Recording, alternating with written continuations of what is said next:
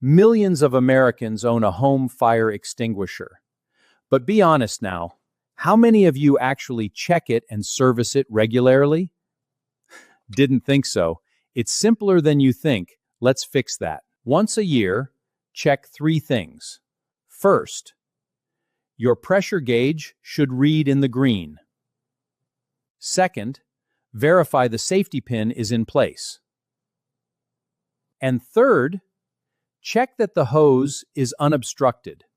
No dirt, no bugs, nothing blocking. But most importantly, turn your extinguisher over and listen carefully.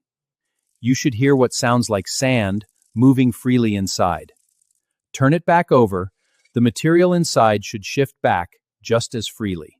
If you don't hear that free-flowing material, chances are good the fire-suppressing powder has clumped and settled at the bottom.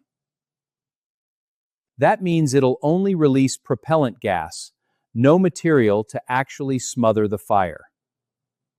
The powder inside has to move freely to do its job. Here's how you fix it. You can use the palm of your hand to slap the bottom, but that'll leave you with sore palms.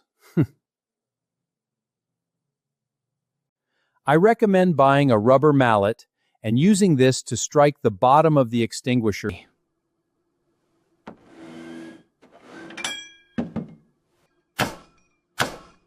After several blows, finish the job by turning the extinguisher end over end several times, until you hear the granules inside sliding back and forth like play sand. Now, when you need it, it'll deliver life-saving suppression powder to suffocate your fire.